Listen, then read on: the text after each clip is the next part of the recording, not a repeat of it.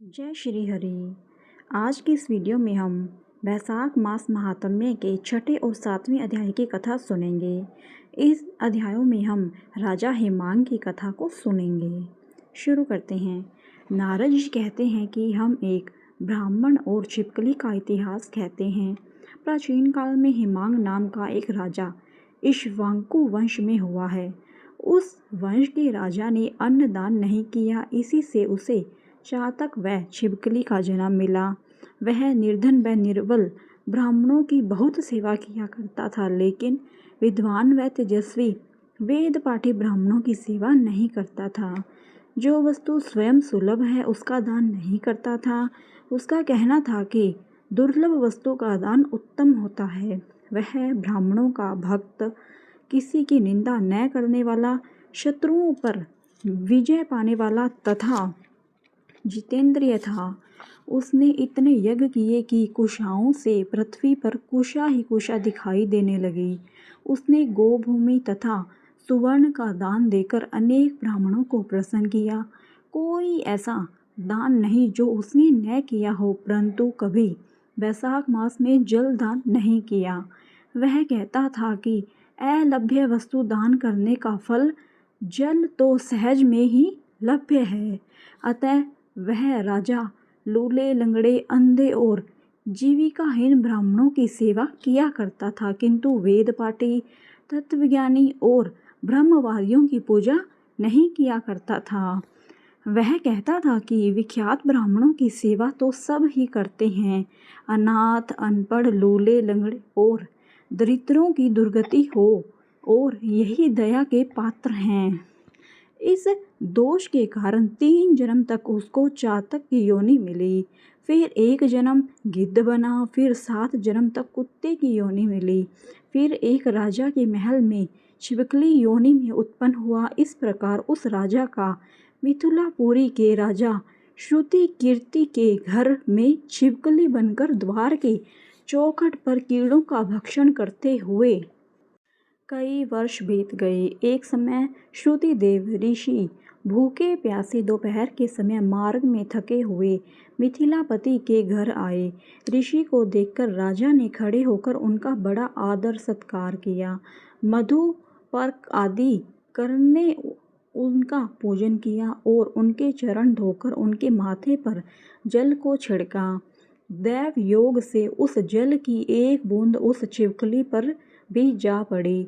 जल की बूंद पड़ते ही उस छिपकली को अनेक योनियों के जन्म का ज्ञान हो गया और वह हाय हाय कर कहने लगी कि हे ब्राह्मण देवता, मेरी रक्षा करो, मेरी रक्षा करो। छिपकली के ऐसे वचन सुनकर ब्राह्मण को बड़ा आश्चर्य हुआ और कहने लगे कि तू कौन है और क्यों इतना विलाप करती है? तू अपना सब वृतांत कह, मैं अभी तेरा उद्धार करूँगा।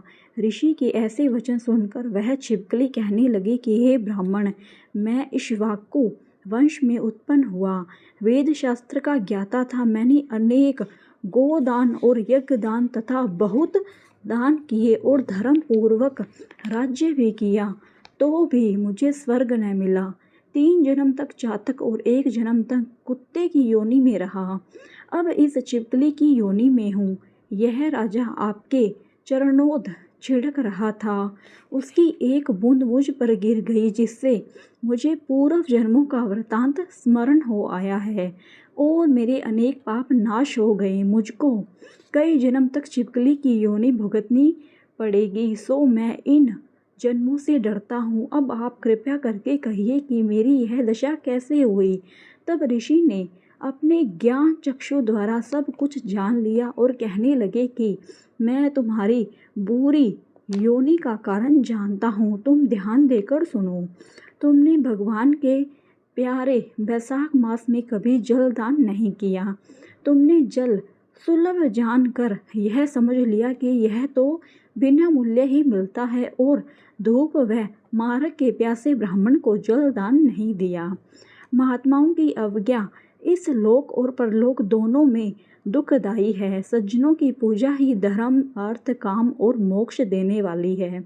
इस प्रकार बहुत से कर्तव्य अकर्तव्य को नहीं देखते। जैसे मंद आदमियों की संगति से कुछ फल नहीं मिलता, वैसे ही तीर्थ और मूर्तियों से भी तत्काल कुछ फल नहीं मिलता, परंतु महात्मा तो दर्शन मात्र से ही पवित्र कर देते हैं। साधु सेवा से कोई सज्जन दुखी नहीं होता।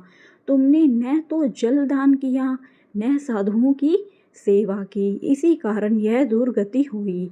अब मैंने जो बैसाख में पुण्य किया है वह तेरे को दूंगा, उसी के फल से तेरी शांति होगी।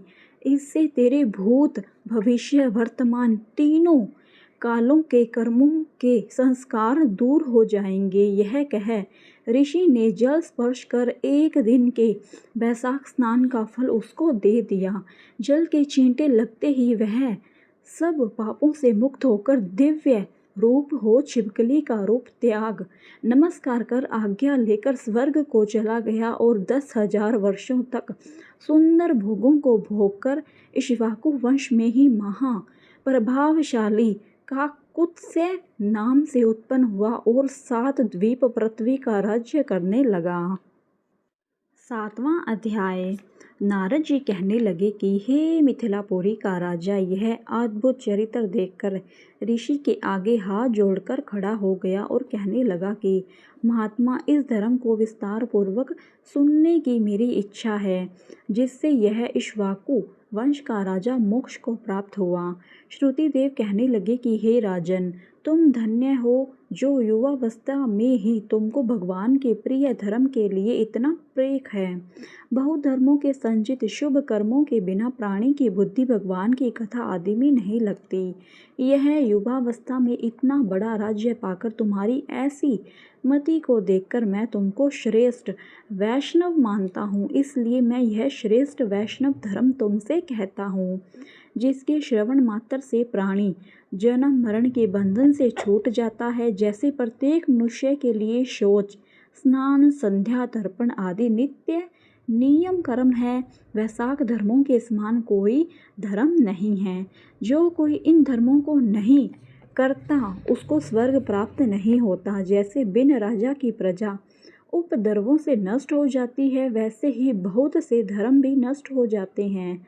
वैसाख मास के धर्म जैसे जल का घड़ा देना, प्याऊ लगाना, मार्ग में छाया करना, जूता, खड़ाऊ, छतरी तथा पंखा का दान करना, श्रम को दूर करने व गोरस का दान, बावली, कुआं, तालाब तथा धर्मशाला आदि बनवाना, नारियल, एक कपूर और कस्तूरी आदि दान करना, चंदन आदि सुगंधित द्रव्य, शैया, खाट, आम और दूसरे फल, पुष्य सायंकाल समय, शरबत, पूर्णिमा के दिन सब तरह के अन्न पान का दान करना, चैत्र की अमावस्या को करील का दान करना, सूर्योदय से पहले प्रतिदिन स्नान करना, भगवान का पूजन करना, कथा सुनना, गौओं को घास डालना, ब्राह्मणों के चरण धोना, गुड़, सौंठ, आंवले का दान, यात्रियों की सेवा। जो स्त्री वैसाख मास में भगवान का पूजन फूलों से नहीं करती उसको पुत्र का सुख नहीं होता, उसका पति और आयु भी नष्ट हो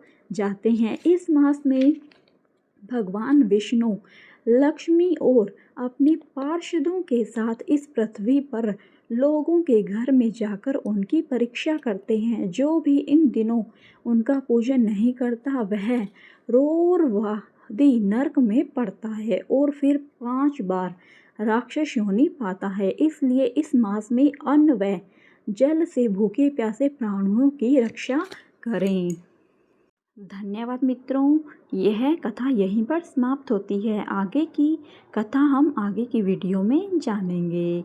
धन्यवाद। अगर आप सभी को यह वीडियो अच्छी लगी हो तो मेरी वीडियो को लाइक ज़रूर करें और शेयर ज़रूर करें। धन्यवाद। जय श्री हरि।